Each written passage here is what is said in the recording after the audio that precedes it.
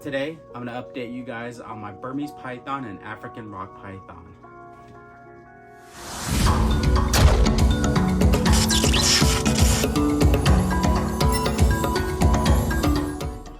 Today, I'm going to show you guys my African rock python and my Burmese python.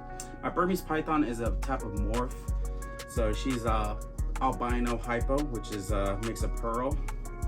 And right here, I have my African rock python, Python Sibe. She is het patternless from Bob Clark. These are the longest and largest snakes in Africa.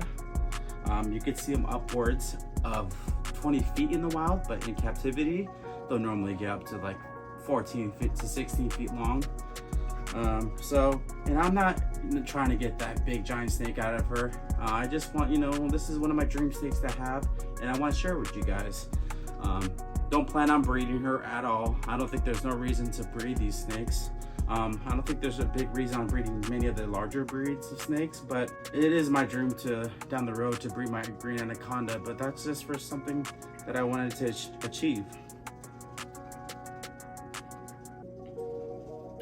But yeah, you can tell she's taming out very well. Comparing her to my Burmese python, she's a tad bit bigger than her. They both are stubborn eaters, surprisingly. I have my retic and my green anaconda that, outgrew them very quickly because these guys, their appetites are not there quite yet. This girl will take chicks any chance she gets, but I try not to, I don't want to be stuck on chicks. With the Burmese python, she's stubborn on eating only live still, so hopefully I can switch over. I never had a Burmese python that wouldn't switch over to frozen thawed. So we'll hopefully soon here switch over to frozen thawed. But yeah, African rocks, I wouldn't recommend them as pets for a beginner. It's one of my dream snakes. And if you just treat the animal nice and you handle them as much as you can and you work with them, in return you'll get a really nice tame animal. All right, I'm gonna go ahead and show you guys my next snake. It's the Burmese python, it's the pearl. I showed you guys her before, but I'm gonna go ahead and show you guys the differences within the two snakes. I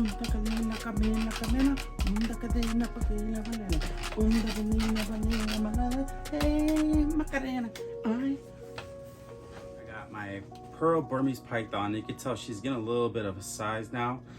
She's still stuck on live rodents, which I'm trying to get her off of, but you can tell she got a nice peachy color. I really like this color on these guys, and the pearls really make the albino pop, comparable to just having albino. I think this is more of a yellow snake than the albino would be alone with just the albino morph.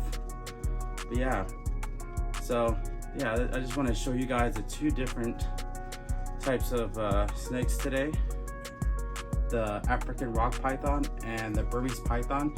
Usually these guys are always compared to each other. They both get very similar in size. You do get nicer colors out of the Burmese pythons. Also, you have the hypos, the albinos, the greens, the granites. Now they got even pieds in Burmese pythons. Rather than just having the African rocks, right now all I think they have is the patternless morph. I'm not sure in the other countries if there's different morphs right now. Yeah, I just basically want to show you the two types of snakes today. I want to show you guys how beautiful this Burmese python is. She's getting yellower and yellower as she grows. I just wanted to show you guys a little bit on the comparison of the African rock and the pearl Burmese python.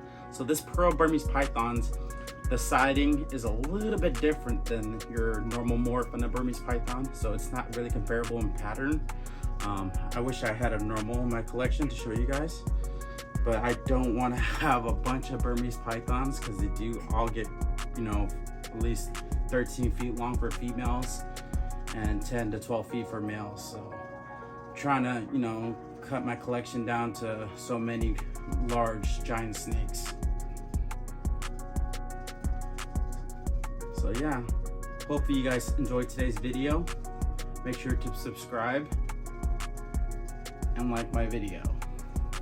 Appreciate it, guys. Thank you.